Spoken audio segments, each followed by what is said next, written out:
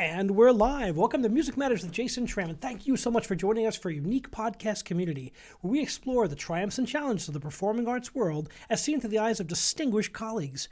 Thank you so much for helping our community grow. Today we hit 1,728 subscribers on YouTube. Please remember to subscribe and smash that bell icon for the most up-to-date information on our upcoming guests and topics. We love it when our audience likes and shares our videos because it helps our audience grow. If you want to see our past 230 episodes, check out our website at www.jasontram.net. We have a wonderful guest today. We have American baritone Troy Cook. This notable artist has sung in opera companies such as the Metropolitan Opera, Covent Garden, and many others over the years. He sings repertoire from bel canto to modern premieres to everything in between. I'm delighted to welcome Troy Cook. Hi there. Greetings. How are you these days? Jason? Well, it's great to get back in touch. I was really impressed when we worked this summer watching you sing, and man, you are the complete singing actor. Oh, thanks. I appreciate that. I do what I can. Well, and I just love watching your method and watching you work and your dramatic presence, and it was really a pleasure, and I'm so glad we can catch up today. Yeah, thanks. Well, one of the things that I truly believe about opera as an art form is that it's theater first, you know. I think that all of the virtuosic, runs and trills and high notes and all those things, they all serve the drama of the piece. So if those crazy things that our art form allows us to do aren't serving the drama, then, in a way, it's like, why bother? Go to a concert and hear some virtuosic music. But I think, the drama is the most important thing. And what separates us from the other art forms too. We're able basically to do it all. Isn't that great? It's the most visceral art form. It sends chills when it's done correctly, right? That's the why we go into this business. Did you always know you wanted to be an artist? Yeah. I mean, ever since I was a little kid, I was playing the piano from the moment I could reach it. And I played by ear. I came home from nursery school one day, and my mom comes in the living room where the piano was that was there for my sister, and she didn't have a whole lot of success with it, but I don't know, it was there, and I started playing something that I heard at nursery school, and my mom was like, "Who taught you that?" I'm like, "I don't know." Came from the ether. Just made sense, Were your folks musical? Were you from a musical family? Oddly, no. My dad was a pharmacist, and my mom and dad, we had our own pharmacy, like it was a family independent pharmacy. So not like, Kroger or CVS or what it was, our own family version of that. And yeah, so I guess I have more medical folks in my family. So I was a bit of an anomaly, I would say. Once you're bit by that performing bug, there's nothing like it though. Yeah, well, my parents were always appreciators of, the arts and of theater, and was subscribed to the Broadway series. And I remember the first show they ever took me to, like it was yesterday. What was it? I went to see Little Orphan Annie. The sort of, now famous among my friends in high school, obnoxious song, "The Sun Will Come Out Tomorrow," because I would sing it. I would literally sing it nonstop. I was obsessed. But I remember the feeling of being in the theater, and I remember the lights going down, and it like the air went from just normal air to being like electrified, or it was something so specific about that feeling that I actually had my dad install a dimmer switch in my bedroom so I could like play with the lighting. That's awesome. I don't know. Yeah, so I was theatrical from a young age, if that makes any sense. Now, I love talking to the American singers. We've had a lot of American singers on the show, but so different from some of the European singers, because we're so as Americans so exposed to musical theater. Was that your first experience with stage musicals? Yeah, for me, that was my first experience was Little Orphan Annie. I was probably, I don't know, 10 or something. But it just introduced me to what, I would always sing. I sang in, my church youth group, and I would often get solos because I had a decent voice, I guess, and could learn the music quickly. So it was it's just easier that way.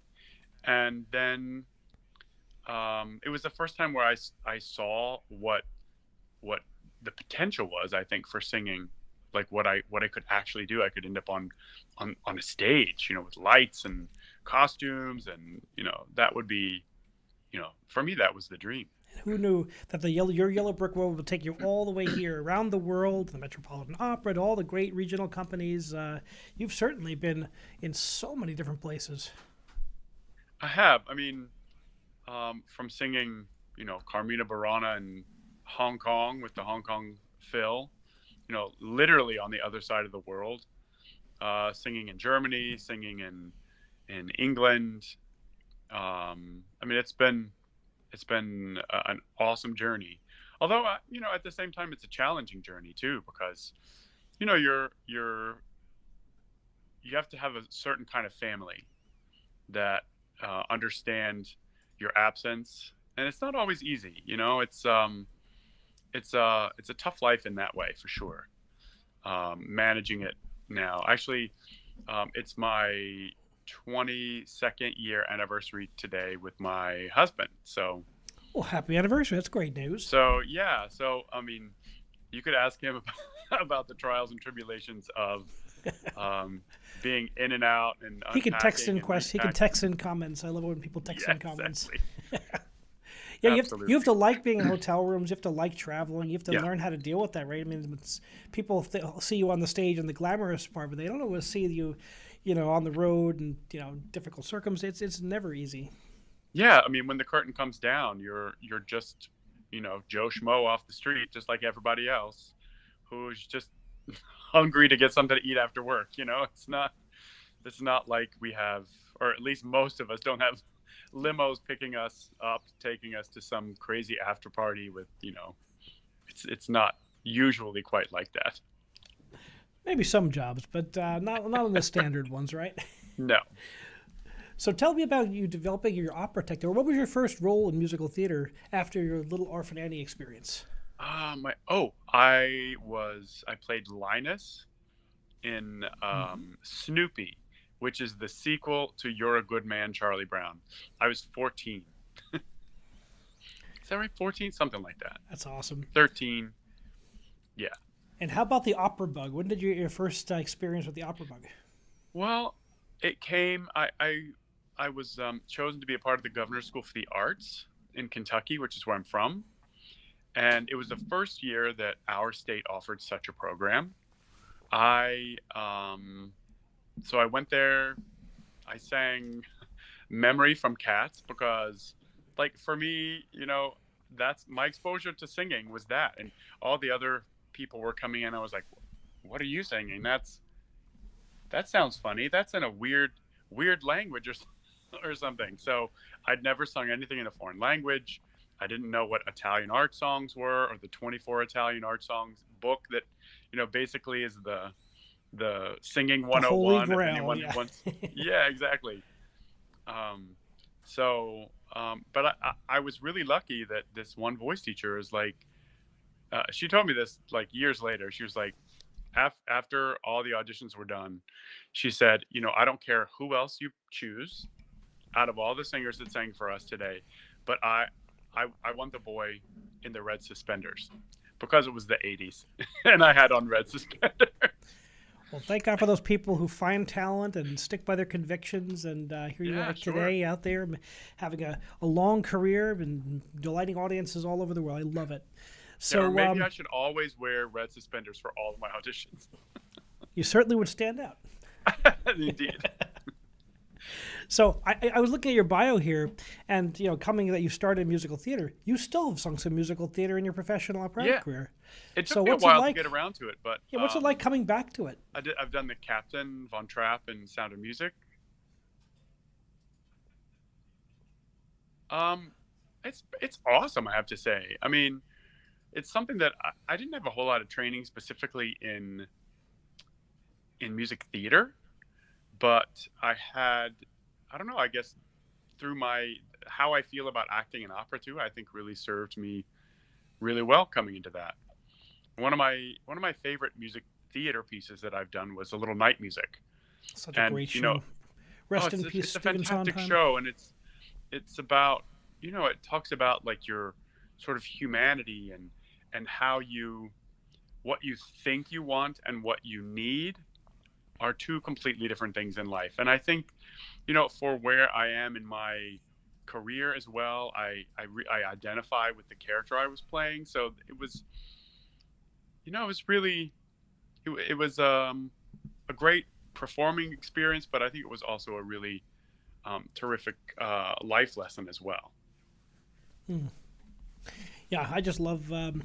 I just love to see people who can do such a wide variety of roles. I mean, it's pretty incredible how you seamlessly go back and forth between premiering new pieces like you're doing right now. We'll talk about Uh-huh. that later. To doing standard rep and then mixing in some Broadway. I just think it gives you incredible range. Well, I think that's what's required of the modern singer too. And I think the Germans had their operetta, so their sort of light version of opera. Music theater is kind of our our operetta, really.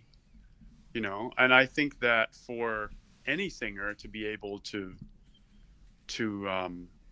any singer should be able to do all of it, I think. Not everyone does it well, though. That's the challenge. Well, But and granted, some singers do, they're very suited for certain things and not others, and that's true. And even in the operatic repertoire too. I mean, I'm not going to sing Wotan anytime soon, but there are other things that I'm perfect for. So that's luckily there are those things that exist. So one of our mutual good friends, Christina Major, who's I think one of the second or yeah, third guests on my show, and is just a dear friend. And she was saying that she used to joke around. She'd walk into the room and say, "I would like to sing in Questa Regia," and then she was, "But I will be singing Sempre yeah, Libera." but I can't. So instead, I'd like to sing something more appropriate for me. That always makes me giggle. Although she's Yeah. getting closer and closer in Questa Regia these days. Oh, So I think you're right. I agree. shout out to Christina. So where did you attend college and get your technique, and tell us about your Sure. evolution of your technique? Like I said, I'm from Kentucky, so I started with a small liberal arts school. High school for me was very sort of small. We had K through 12 in one building. I had 33, 34 kids in my high school graduating class. Wow. So it was very small. I mean, I played trumpet in our band. I was in the drama club. I was in the chorus, but that was not a class. It was an extracurricular activity. So I can remember when it was time for homecoming, and the homecoming court would be accompanied by the band to go out on the stage. Well, we had to bring over the instruments of some of the football players so that they could come next to the bleachers, and then we could accompany because there were so few of us. So we got a very well-rounded experience because we all had to do everything. Our homecoming parade, we didn't march because we didn't have enough people. So we rode in the parade on the back of a tobacco wagon, our band. So, I mean, that's very Kentucky. But then I ended up going to a small liberal arts college, Center College in Danville, Kentucky. And I went there, one, because I felt like I needed an education. If I'm going to be working on these great roles and great works of literature and that kind of stuff, I need to understand their context and I feel like I need to know about that. And so liberal arts was good for me, especially coming from a small environment. I think it allowed me to grow. I feel like I might have gotten swallowed up coming from there if I went to some place like, IU or something that was enormous. So, but I had a great voice teacher there. I worked with Barbara Hall, Mm. who was the head of the choral department there, and just a fantastic singer. And like her vocal technique was just what I needed as well. Sheila Converse was another teacher I had there. She's in Washington State now. And then I ended up working with Dan Weeks. I don't know if you know Daniel Weeks. He's a tenor. I And think I it's do. interesting. Later, Interesting. it was one of his first teaching jobs, and later in life, we would find ourselves standing outside of the same audition door.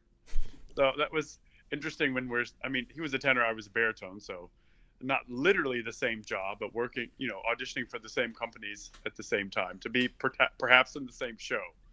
So I thought that was interesting. But then when I went to graduate school, I met sort of the teacher that really taught me how to sing. Her name's Rita Shane.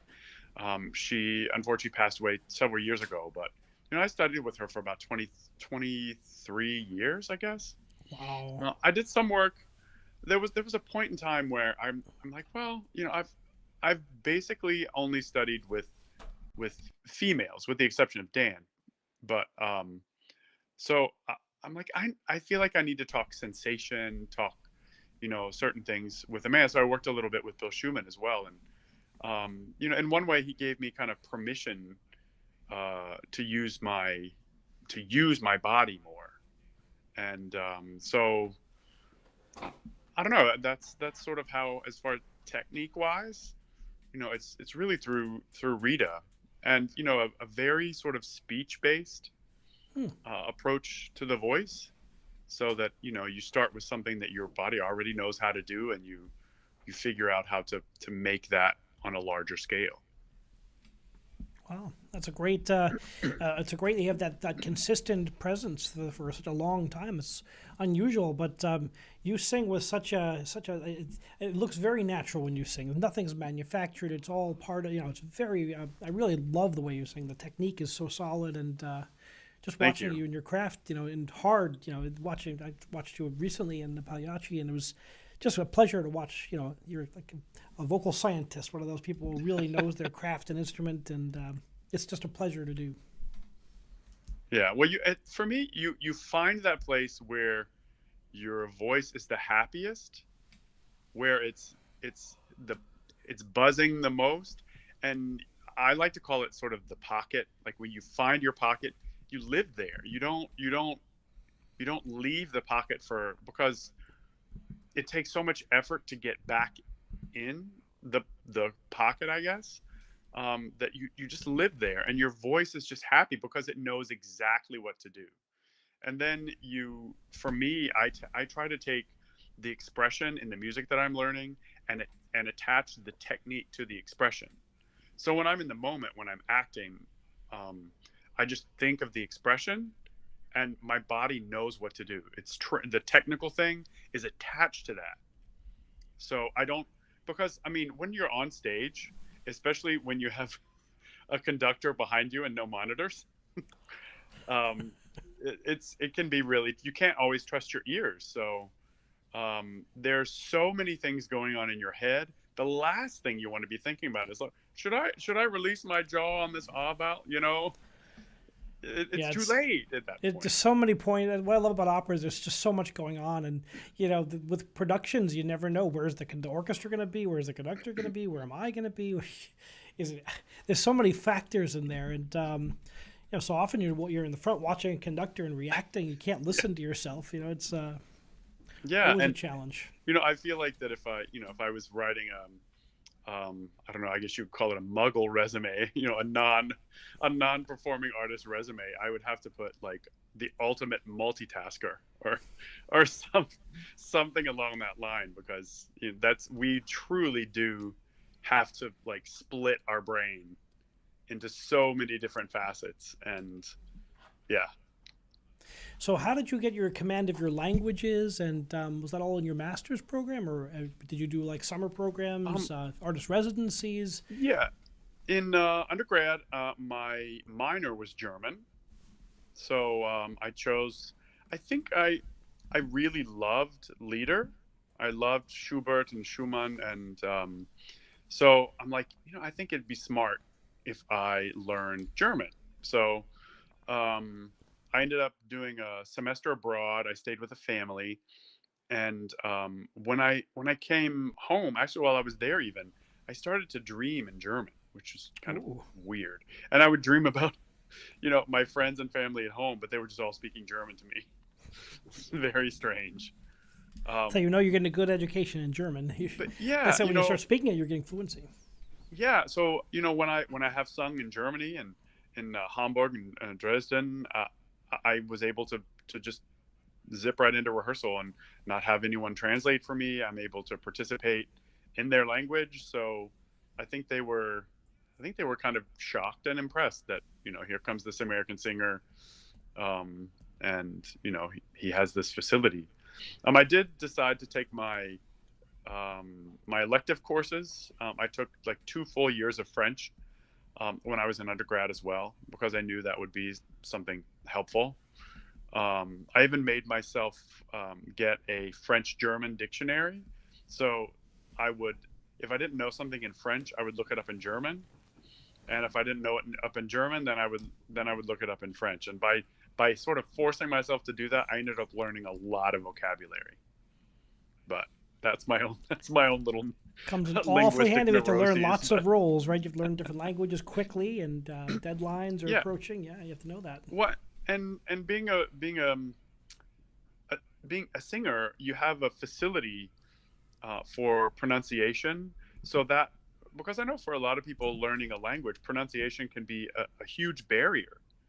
So for us as singers, the you know I guess our musical ear gives us the ability to make those sounds more easily than someone who doesn't have that kind of a musical ability, perhaps.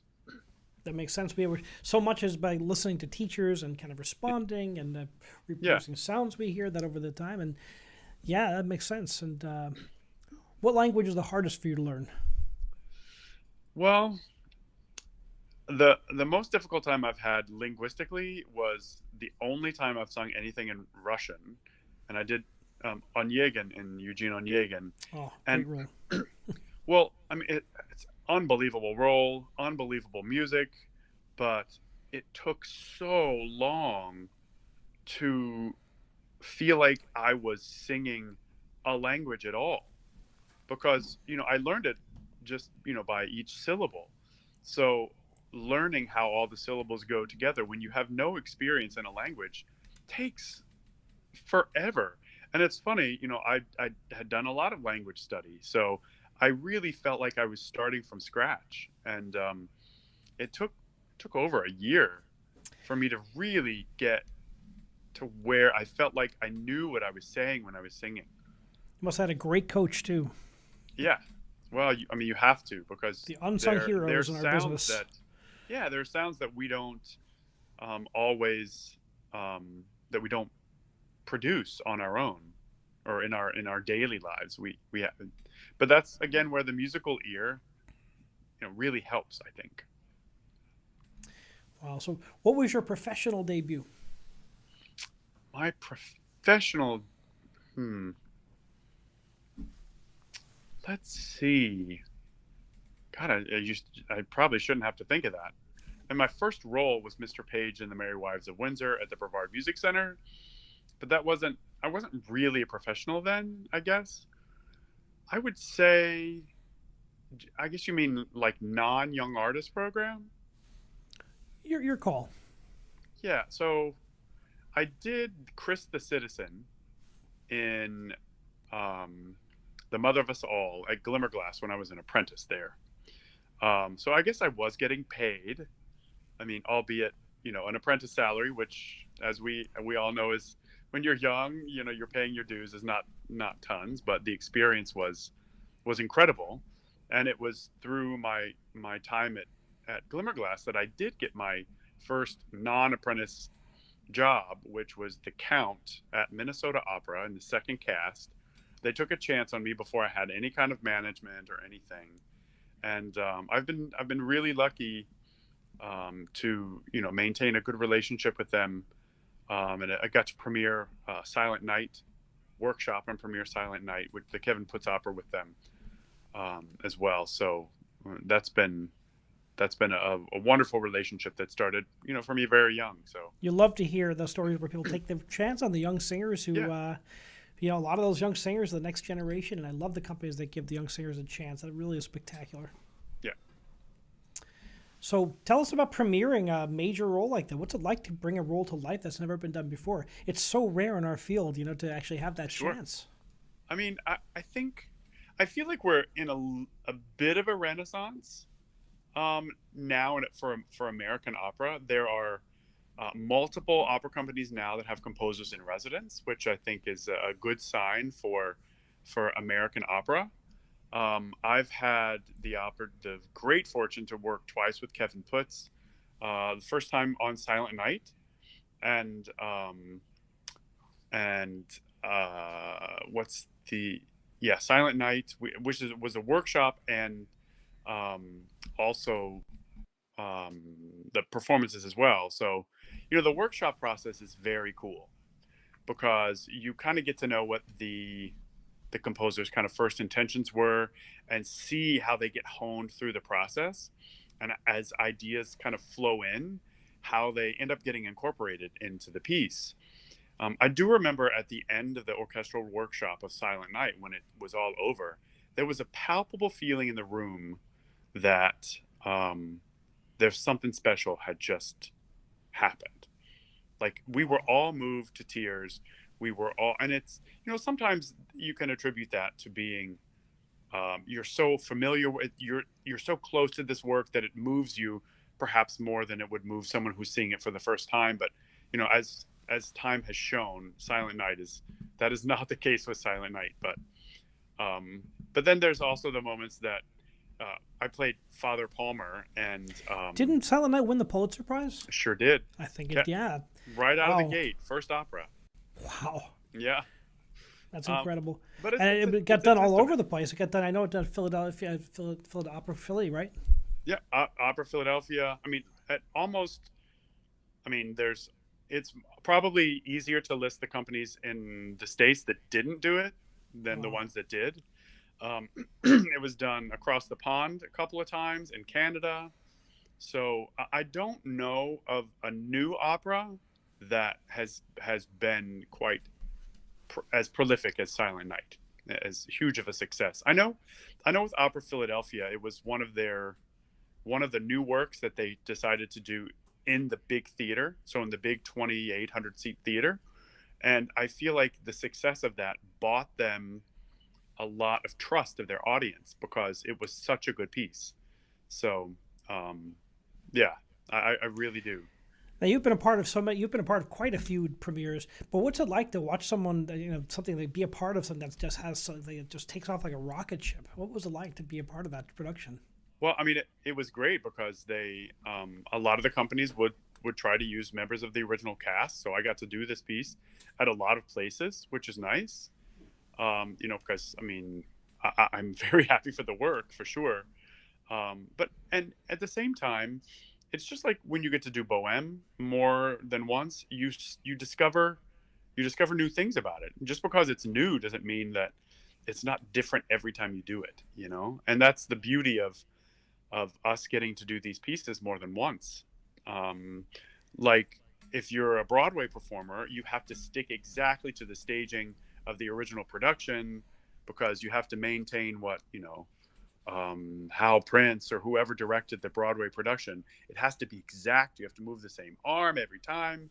Where we get to reinvent these pieces every time we do them, which is really, I don't know. I think for me it's a gift. I would love to be on Broadway too, but part of me thinks that I might be a little bored doing exactly the same thing every single day. It's interesting. I had the horn player from the principal horn from the Lion King on the Yeah. show, and he talked about like he's been there for like 10 years, and he's like, I memorized the first act in my first run, then my next second I memorized the second act, and then I can, he's like he had this whole system down where he like he'd have the whole thing memorized. He listened to all the other parts, and he loved it. It's like a mental exercise. He was Yeah. telling me. Oh, that's Interesting. funny. Because you're playing the same thing over and over, you have to find something in it that makes it new every time. He goes, and there's always slight differences, even on Broadway with the click track. There's always slight differences. In opera, it's never the same, really, twice. Oh yeah, no. Singer's breath's never the same. That's what I love about conducting opera. This could be anything. Anything can be. Things change from night to night quite a bit, actually. Yeah, and sometimes you take a breath in a different place and you have a whole different experience, good or bad. Just depends. Some conductors like it slower, some like it faster, some hold the high Yeah, notes. Sometimes there's this tug of war back and forth, and it's just always interesting to watch. very cool. So, tell us about your debut at the Metropolitan Opera. It's like, or some of the pinnacle performances of your career. You've had so many great companies you've worked for. What are some of the ones that have been the most nerve wracking or exciting? Or Well, as far as like, I mean, it's always very exciting to make a debut at the Metropolitan Opera. For me, it was in Carmen. I played the role of the soldier at the beginning of the opera Morales, and I got to stand on the stage and sing opposite Roberto Alagna, and sing with you know Olga Borodina. Renee Pape was the Escamillo. I mean, it was like a cast of like, oh my god. dream team, right? Yeah, exactly. I'm like, I got to put my big boy pants on. You know what I mean? And that's something when you have the opportunity as a young singer to share the stage with people of that caliber. It brings out the best in you too. I mean, there's something you feel like, okay, I can't. I mean, not that you're not always your best, but it's just one notch more, I think. But yeah, I mean, it was awesome. It's the first time I've been on stage with a live horse. I mean, because it is the Metropolitan Opera, so It's amazing what they can do, isn't it? oh, I know, it's great. I mean, I remember the first time I saw something there was Aida, and I was like, oh my god, where's this set going? It's like sinking down to the subway level. Only them. And They can have the whole stage below and above. It's the craziest yeah, thing. Every time I see it, I've been there so many times. It's always like, wow. yeah. When I mean, when I did my debut at Covent Garden, at the Royal Opera House in London, I just remember walking on stage for the first time and looking out and thinking, the history, like if these walls could talk, of all the people that have sung in this theater, is amazing. The same was true in Napoli at the theater there. I mean, it was built in 1737. Wow, that You place, know, that's the very beginning of opera for the public. Yep. yeah, Gluck Incredible. premiered operas in the same space that I was singing. I mean, that's Great amazing. ghosts. So did Donizetti. I mean, yeah, it was amazing. Handel too, I think, had premieres in the same room that I'm standing in. It was like, yeah, it's like you breathed practically the same air that they did. Isn't that great? The Yeah, the great ghosts and the kind of, and we're such a, opera is such a history and like, based endeavor. It's just, we all pass down that tradition, and it's incredible when we feel those connections. yeah, and also another like performance that it wasn't necessarily a debut, but well, I guess it was. It was a role debut. I sang Don Carlo at Opera Philadelphia. Baritone is like a dream come true because, I mean, Verdi's always at a baritone. I mean, this role is it's incredible. And, I have a long relationship with the folks there, and they've been very good to me, and kind of really helped me down my path of how I've matured as a singer. And when they first talked to me about it, I'm like, me? You want me to sing that role? And I'm like, okay, I'll trust you. And it ended up being one of the musical best performances of my career, I think. And I owe them a big thanks, because I feel like that I sing better in other things now, having gone through that process, that experience. Talk about a dream role. That's one of the most gorgeous baritone roles. Yeah, and there again, I'm standing on stage with Eric Owens and Morris Robinson and Michelle DeYoung. I mean, Dimitri Pitas and Leo Crocetto. I mean, it was like, We've had Dimitri on the show. Dimitri and I went to college together. Yeah, I love world. Dimitri. It's great fun. Fantastic artist. He's actually doing very well with his opera company right now. Yeah, I founded that company. I've been watching that. Been I'm very excited. successful. I'm going to be in Spoleto coming up in Charleston this spring, and I'm looking forward to catching up when I'm there. Yeah, we're actually doing Bohème backwards. Really? Starting with Act 4 and going back backwards to Act One. Interesting. It's a new production concept. that's going around, so Okay. I'm excited. Well, it's great in any order. Yeah, indeed it is. It's turned into musical theater and it's happy. That's nice. Right? Yeah, leave with a little hope at the end. I like that. That's cool. So how do you deal with nerves, and do you get nervous at this point in your career? Nerves? I think that the key to nerves is about preparation at the end of the day. I'm a firm believer, and this goes for like vocal technique as well. Like, you need to know what you're going to do before you do it. And like, for me, whatever I do on stage, within a certain parameter needs to be repeatable, to where you can basically do the same thing every time.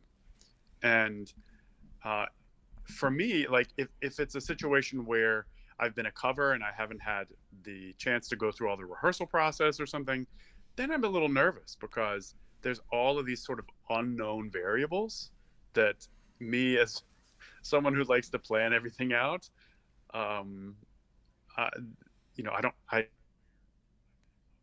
can't rely on those. But at the same time, I think you can also find things as a performer when you're not relying on your sort of track or your path. You know what I mean? That throws extra bit of nerve. But yeah, for me, it's the key. Yeah, no, the key is definitely preparation for me. Yeah, I always find that, I always tell my students, if there's a part you're going to be nervous about, if you're unprepared, it's probably going to be bad. You have to come 100% prepared, know your music, be a professional. Yeah. Well, even sometimes.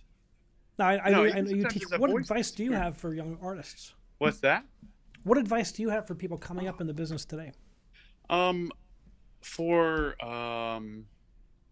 know. I think at the end of the day, it harkens back a little bit to how not to be nervous, but you need to be prepared. You need to be able to walk in the door and deliver, have some artistic decisions made. I remember one director is like, when you come into a situation, you need to have made some choices already, because there's not time for me to give you everything you need to be thinking the whole time. Make some choices, and then I'll choose. Then I'll be like, I don't like that choice, and we'll choose something else. But I don't, well, his famous phrase was, I can't inject life. That's what he would say. So you have to make some decisions. And for me, it's like, when you come in as a young artist, what will make people sit up and take notice is that, oh wow, they didn't miss a word. They knew what everything meant. They've really done all their homework and come in, really ready and prepared to do the work at hand, because we don't have a lot of time. There's, time in opera world for rehearsal is expensive. So, as things move on and on, we end up, because things cost more and more, we end up with less and less time. So you have to do all that preparation in advance. It's good advice, sound advice for people coming up to, be prepared, do your homework, show up with some decisions made, or some fully, and the directors and conductors may change things, but we always appreciate people who have ideas. Yeah, and I guess the other thing to piggyback sort of on that is that you also need to show up with an open mind. You can't show up thinking that you know everything. I mean, come prepared with ideas and thoughts and stuff, but also be willing to collaborate, both with your conductor and your director and anyone who you're working with, frankly, even your colleagues to some degree, because, we can't know everything.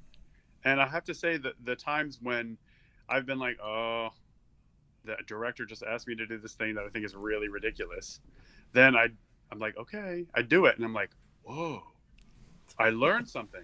And, as you go through and you do these things over and over again, you collect your bag of tricks of things that work. So that is an opportunity to kind of go shopping for another item to put in your bag. So I love asking these questions. So how about some times when some things have not worked? What are some of the strangest decisions you've had to do on the stage? You don't have to name names, but tell us like some of the strangest things you've had to do in your performing career. Well, this was not in a Met debut. This was in I was singing Chonard in La Boheme at the Met, and there's something that the Chonard and Colline always have to do. I mean, it's a pretty iconic production. Many people know the images by heart, but so Chonard and Colline are pretending a sword fight. So they don't do that inside the garret; they do it outside. So they jump off the balcony, and they're like, it looks like in this Zeffirelli set, like they're on the rooftops having a mock sword fight. Well, Chonard is the first to jump out, so I jump and I totally face plant. Oh no. Face plant to the point where I actually heard an audible from the audience. I heard them all gasp when I went down. Oh no. So, trying to be, stay in character, be the actor that I say that I'd like to be. I claw my way up the roof, so it looks like I meant to do that, even though it was very obvious I didn't. But I played it off, and the poor Colline, by the name of Erwin Schrott, was making his Met debut that night, and the poor guy, he looked at me, he was like, "Are you okay?" He said under his breath. I'm like, "I'm fine." The little things that you hear on that we do on stage that you can't hear in the audience. Yeah, it's incredible, and well, that's an actor. You get back on the horse, you get right back in there, make it part of the character, and keep on going. Well, it's a crazy thing because I'd never been on that set before. I was a cover, and had to go on. So I'd never walked on that crazy multi-leveled Zeffirelli set before. Well, I had like 8 minutes before the curtain went up. So yeah. Wow. So it's sometimes it's really crazy what we do. What a business, huh? And that must have been exciting to take that vow after being a cover and getting on there. And oh yeah, it's exciting. I feel like you hope you did a good performance, but you definitely feel like you saved the day to some degree. Wow. So let's go through the whole COVID period in your life. You're in the midst of a very busy career, running all over the place, doing many productions. All of a sudden, everything stops. The whole entire world of the performing arts just kind of grinds to a halt. How did you make it through, and what did you discover about yourself? Well, I don't know, it was pretty scary initially, I have to say.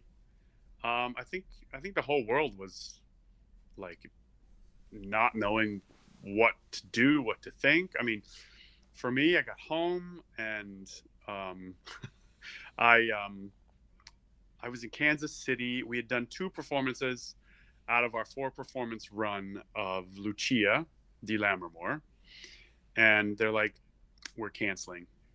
And so rather than get on a plane, I rented a car and I drove from Kansas City back to Bucks County, Pennsylvania. Mm.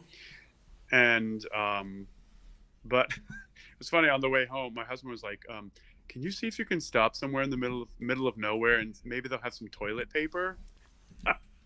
So yeah, I did manage to find at a couple of truck stop quickie marts a couple of packs of toilet paper to bring home. And I actually think they're still at home because we didn't use them. They're so bad. They're in the emergency stash. They're in the We've all got them now. Yeah.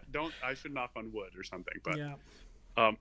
yeah. So we were all kind of scared.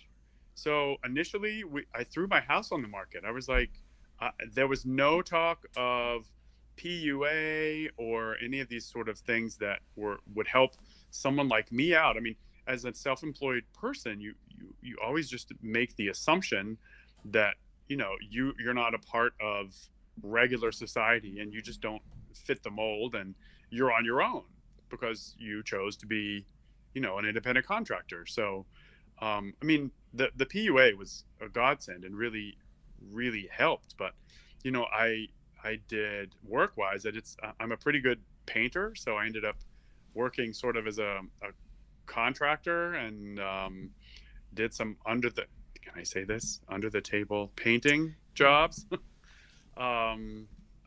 for folks, and I did some landscaping jobs, as my husband does, and we did some landscaping jobs for some of our friends, because they're like, we're gonna pay someone to do it. I mean, I'm more than happy to pay you guys to do it. So we did some of that, and worked at like a restaurant that a friend of mine was going to open. I just did whatever. And then Wow. eventually, one of my closest friends said, well, if you want to get your real estate license, we'll throw you on our team.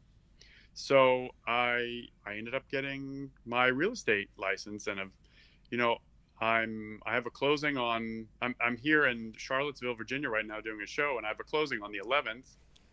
Um, so I mean, it's been interesting, kind of weaving these two jobs together. And you're able to do both now, right? I've heard, and I'm always amazed by the artists who if you're able to maintain a career in the arts, you can certainly do a lot of things well, like you do now. And that's interesting that you chose to keep them both going simultaneously. Well, and it's interesting. I think one of the things that the pandemic really has done for basically all singers is that it's okay if you have something in addition to your singing career.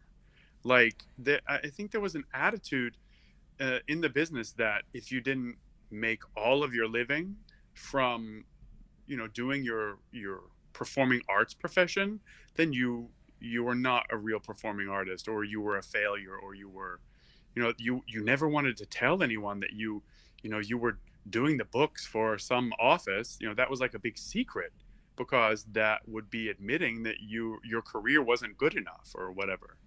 But the pandemic has kind of revealed everyone's other jobs in a way, and just people just have to suck it up, because we have to do other things, and that's okay. There's nothing wrong with that. It's better than okay. It's important that people are able to support themselves, and Yeah, and it's harder and harder. I mean, you've been in the business for a long time. You know that it's harder and harder to make it full time. I mean, it's yeah, there's always going to be times when your schedule, when there's between shows, right, and you got a sure. week or two when you're off. And And the 2008 sort of economic reset um changed a lot of things for a lot of people, as far as like fee structure, how many. I think a lot of opera companies, where they used to do 5 productions a year, 208, they're like, we'll just pare down to 3. And most of them are like, you know what, 3 works just fine. So that's potential opportunities that have sort of shrunk a little bit in the business. And in turn, the fees are not sort of what they were at one time. They haven't recovered 100% from that either. So it's you're finding your way in a different set of parameters than it used to be as well. And what there's was it always like a new selling your crop. first house? What was it like selling your first house? Well, it was to some the daughter and son-in-law of some of my really good friends. So it was really exciting. I feel like I made multiple dreams come true, if you know what I mean. Yeah, Um, they must have had the most exciting sell of all their and I remember have. that putting of course I had to put I sold their house, and then they bought one together. So um, when I remember putting the sign out front and looking, and like, oh look, it's my name and my phone number on a real estate sign. It's been great, and I've been able to refer some of my um, singer friends, my personal friends, to realtors. That, because being an opera singer, I know people all over the place, and through my company, I can put people together, and it's nice because I do, in a small way, benefit from that as well. So that has also been something that's been helpful through this, just sort of using my network that I've kind of created through opera, all this time. It has the potential to benefit me in other ways too, which has been a thing that I'm very thankful for sure. That's fantastic. And it's just great to see singers find other things that they can do. I mean, I've seen a lot of podcasts come out. I've seen a lot of people doing, the real estate. I've seen a couple of singers coding. That's the new thing. So, and then, Yep. I think I had Stephen Labrie on. We were talking about the coding thing, how, he goes, now I used to just go on a gig and I would just work and then be off the rest of the time. Now I go there and I code when I'm off the stage and I work. And I just think it's changed. I think it's had to change for everybody. Yeah, there was a funny photo. I was doing at Bard Summerscape. I was doing Merlin, so I was dressed up in my whole Merlin garb with my super 3-foot long beard and bald pate and all of my crazy makeup. They took a picture of me sitting there with my glasses on at my computer writing a real estate offer. So that's a great story. Yeah, it's a crazy way that the worlds kind of combine and come together. But what was it like coming back out of COVID, doing your first show back? What did it feel like taking the stage again after all that silence? I remember the first day we walked into rehearsal. The stage manager, she stood up and did her, and it was a stage manager I've worked with many times before. So I knew her very well. She stood up and made the, welcome to the first day of school thing. And like 3 of us kind of just like broke down because it was super emotional. We had this, everything that we thought was, that we counted on just literally ripped out from under us. And without even the option of like, oh, well, I can do it over there. Or it's not just one job. It's every possibility and it didn't matter if you were singing, the lead role in Turandot at the Met, or if you were at, some experimental opera company in Fresno. You know what I mean? It was international. It was truly global. Yeah. Yeah. So, it was kind of cathartic. It felt a little strange. I remember the first day of staging, like my body was not reacting to my brain. I'm like, I feel so awkward. Like I felt like I just hadn't done it in a long time. Like this was a rusty bicycle that I was creaky old rusty bicycle that I was trying to get back on and ride again, Oil the chain and get it going again, right? Yeah. And I think your mind just distracts you in ways. There was 1,000 things running through my mind when I was just trying to focus on what Merlin's next step was, I did a Beethoven 5 with my orchestra in summertime, and all the players were like, this is the first symphony we played in over a year and a half. It's just so weird.